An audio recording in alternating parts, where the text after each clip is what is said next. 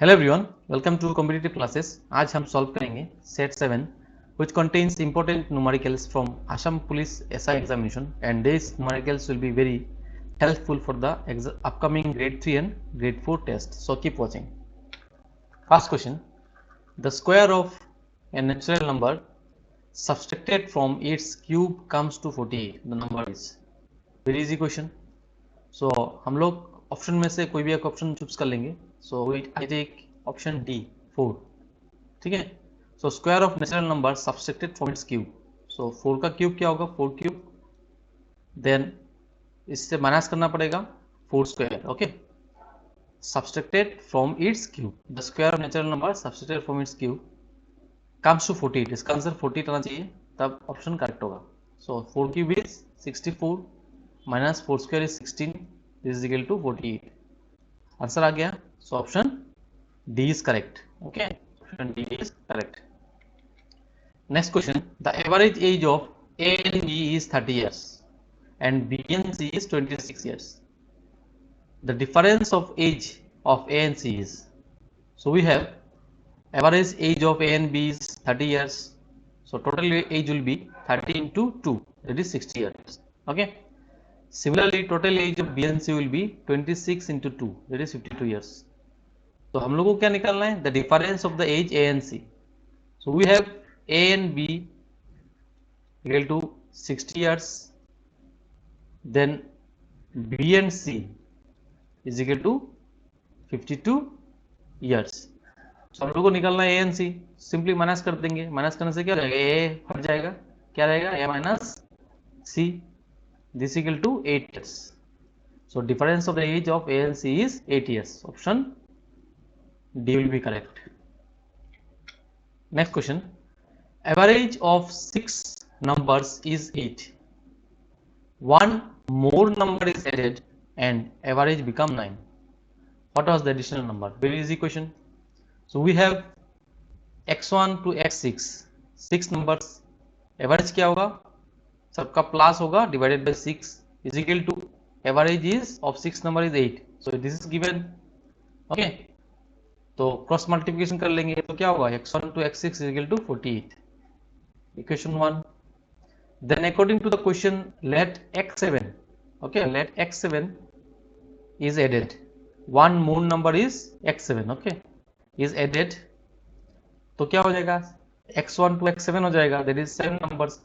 तो एवरेज क्या होगा? x1 plus 2 x7, okay, divided by 7 is equal to 9 according to the question. Then cross multiplication करने से क्या हो जाएगा? x1 to x7 is 63. 7 into 9 is 63. Okay.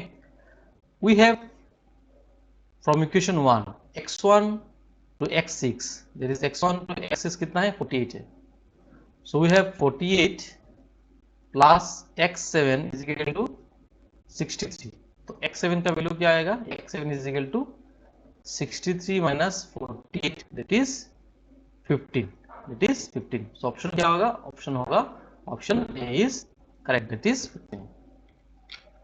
Next question: in a college, the seats for arts, commerce, and science are in the ratio 5:7:8. Okay. There is a proposal to increase the seat by 40%, 50%, and 75%, respectively. What will be the ratio of the increased seat? So arts, commerce, science, these streams are there, okay, and ratio of student is 5:7:8.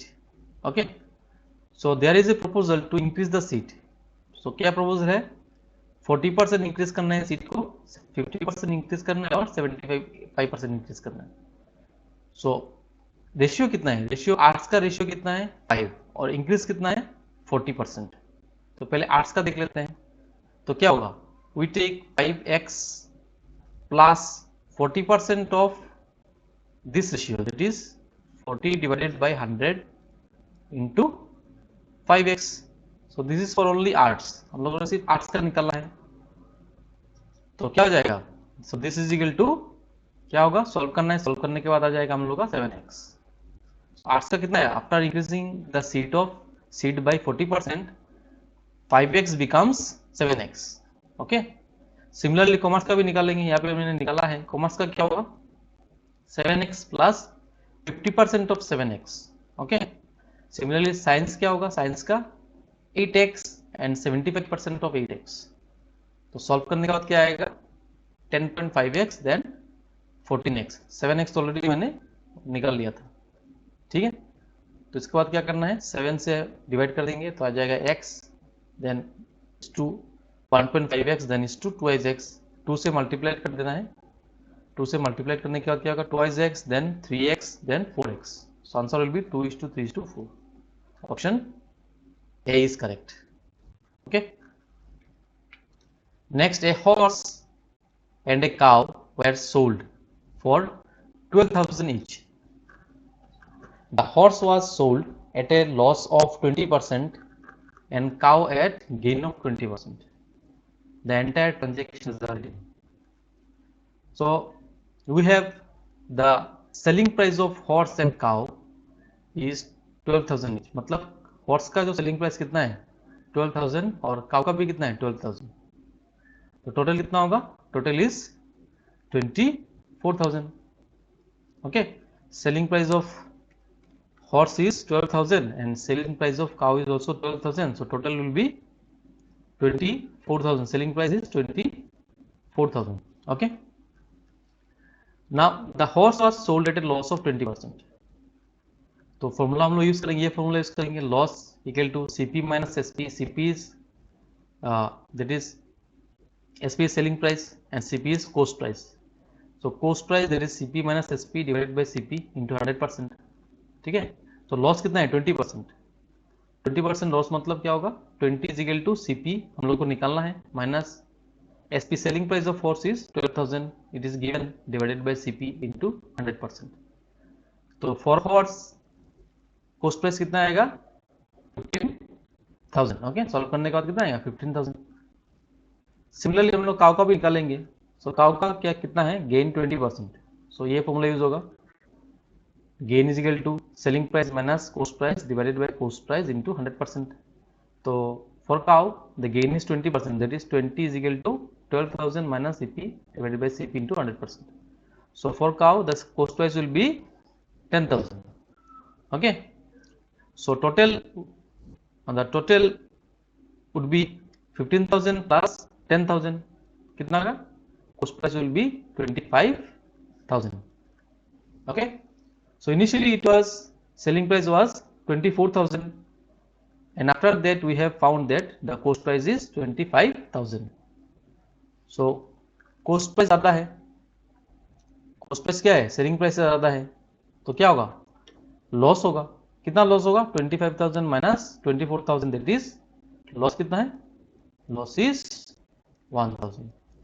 ठीक है, loss is 1,000. Option क्या आएगा? Option B is correct. Next question. A bag contains coins amounting rupees 112, 112 of 1 rupee 50 paisa and 10 paisa in the ratio 3:8:10. What is the number of 50 पैसा coin in the bag? So question में क्या दिया है? एक bag है. इस बैग में कितना है?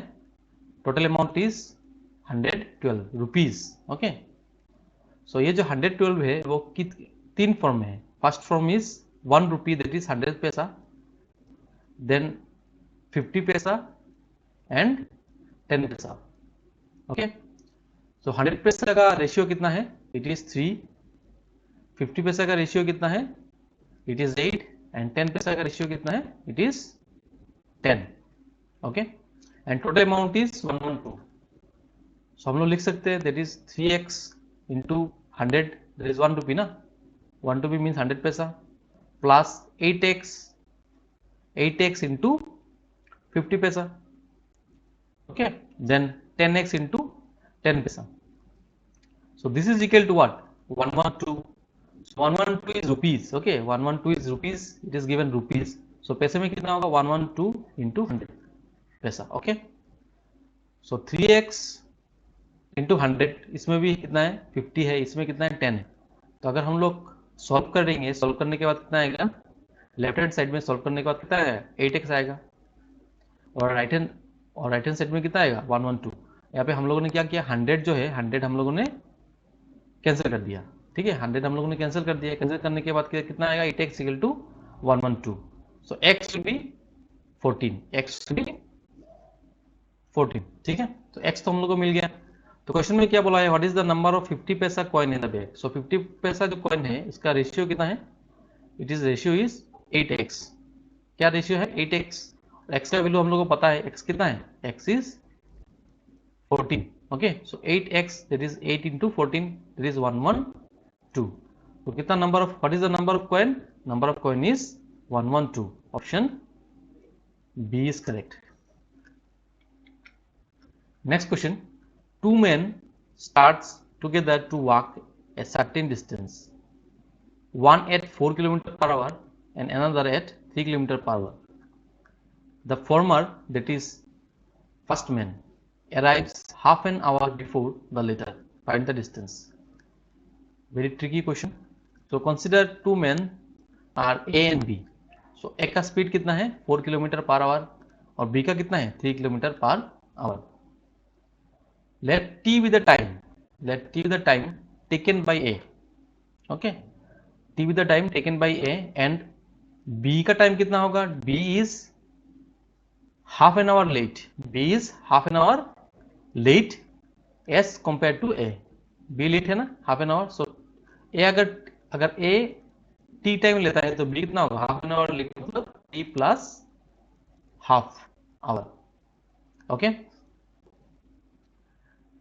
तो यहाँ पे क्या दिया है, यहाँ पे distance is same, distance for A and B is same. So distance for A equal to distance for B, okay. Distance for A is equal to distance for B, it is given.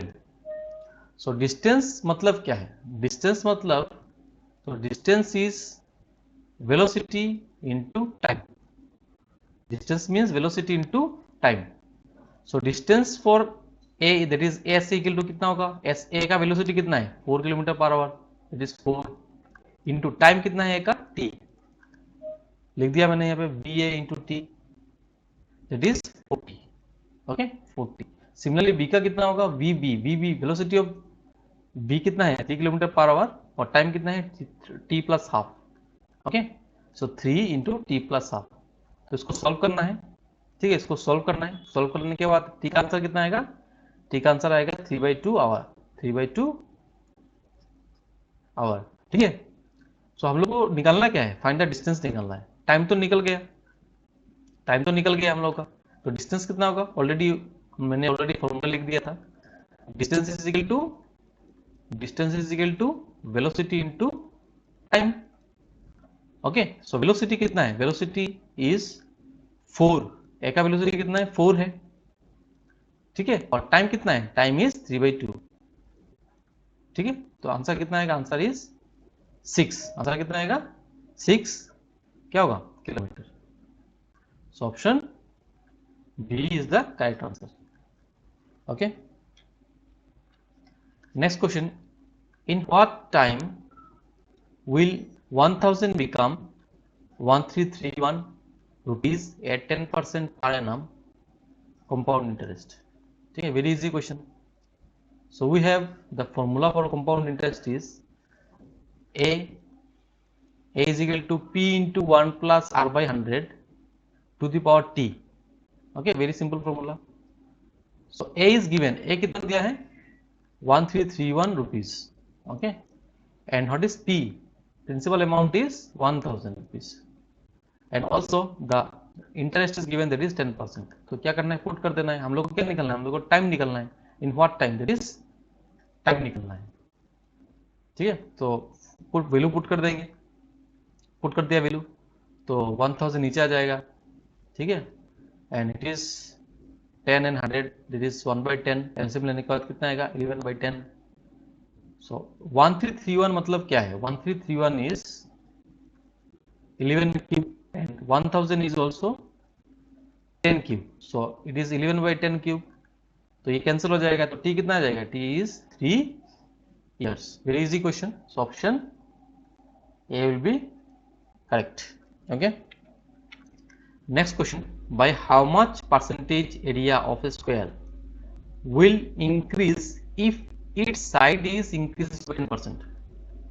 ठीक है, सो क्या दिया है, suppose we have a square, we have a square and the side is a, side is a, तो area क्या होगा, area is a square. ठीक है, एरिया क्या होगा, एरिया इज ए स्क्वायर। तो by the question there, by how much percentage area of a square will increase if side increases by 10। तो size पहले कितना था, साइड इज पहले a था, तो नेक्स्ट क्या होगा, a डैश हो जाएगा। सो a dash is the new side, a dash is the new side which is increased by 10%। Increase by 10% मतलब क्या है, a plus 10% of a, 10% of a। ठीक है, लिख दिया मैंने यहाँ पे, a is equal to new side a plus 10% of a, so this is equal to 11a by 10, that is 1.1 a।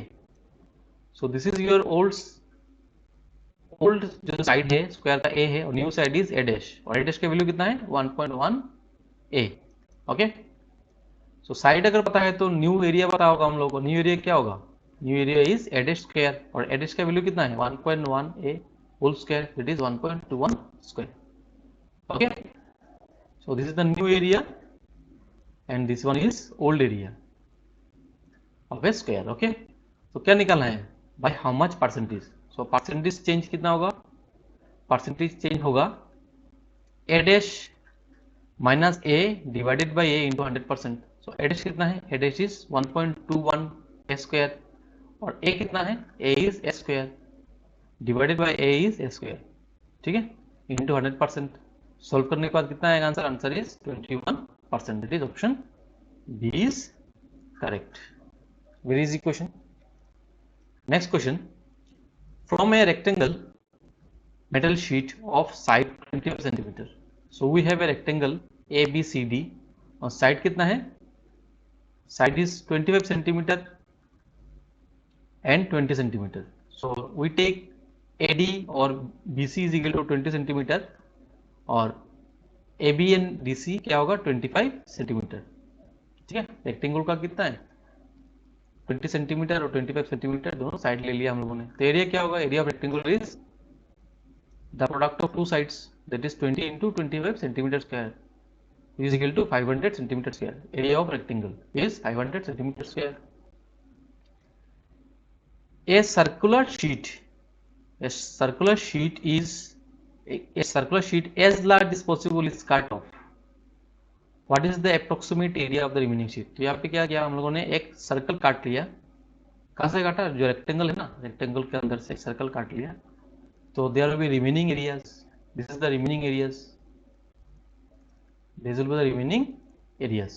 तो ये जो रिमेनिंग एरिया है उसका वैल्यू कितना है, what is the approximate area of the remaining sheet. ठीक है, remaining जो एरिया है, इस जो रिमेनिंग एरिया का वैल्यू कितना है।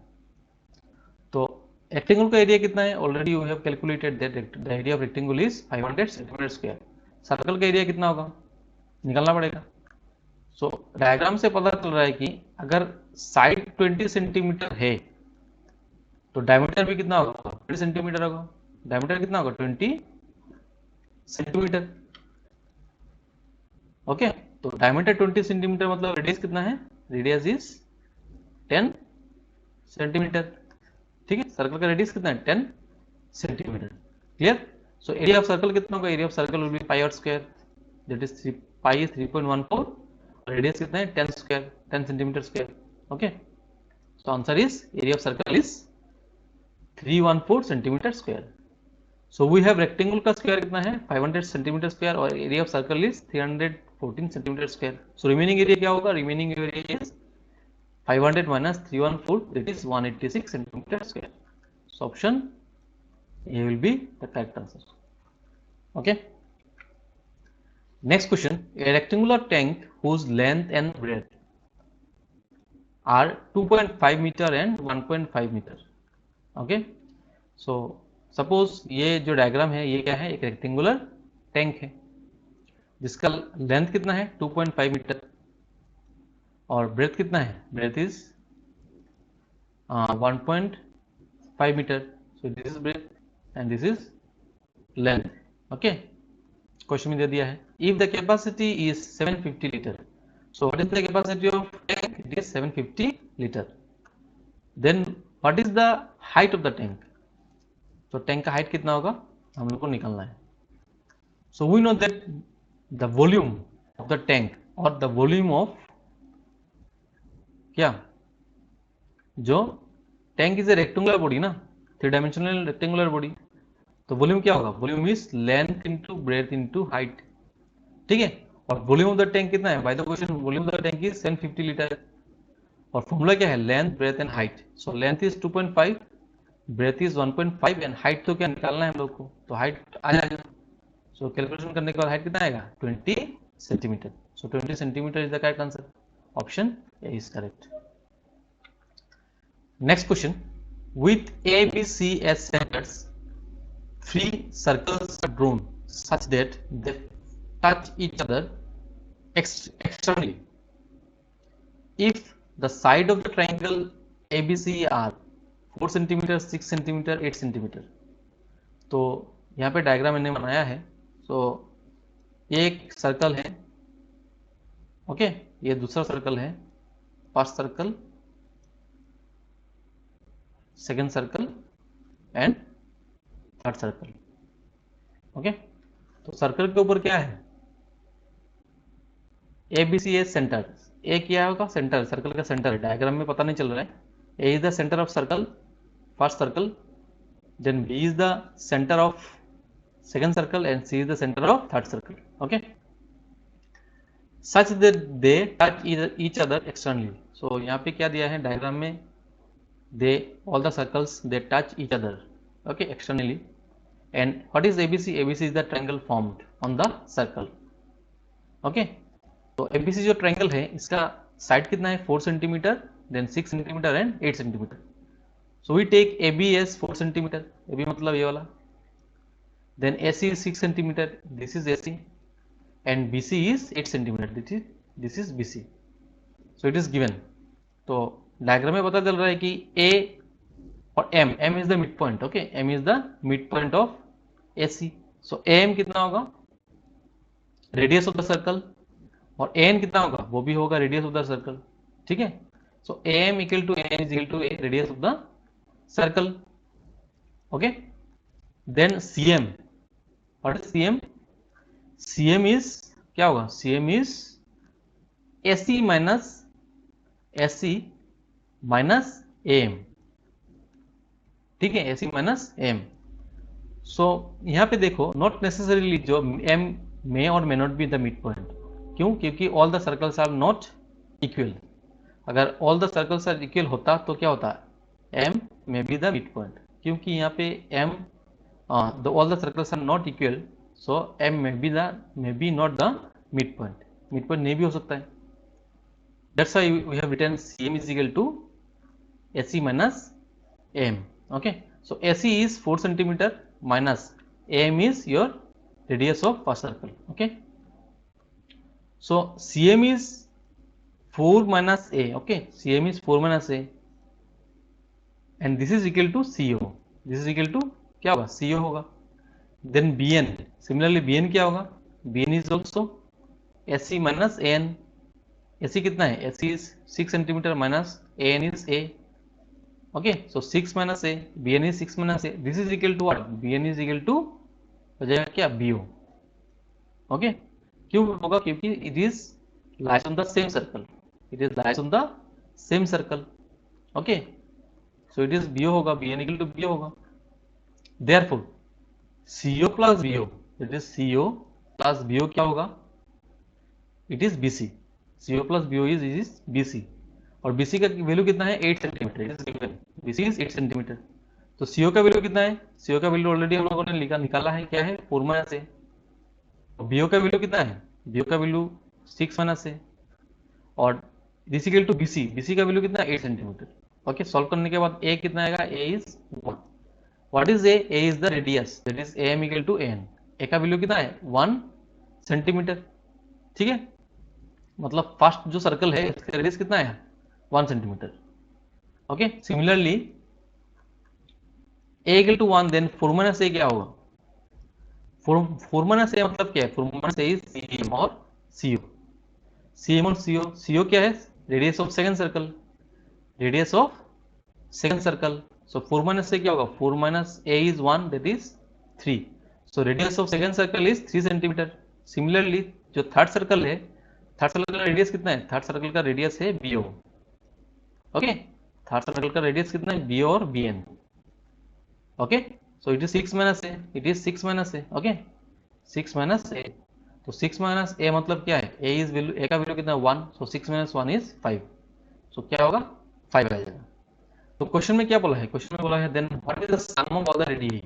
तो सम क्या होगा? Sum is 1 plus 3 plus 5.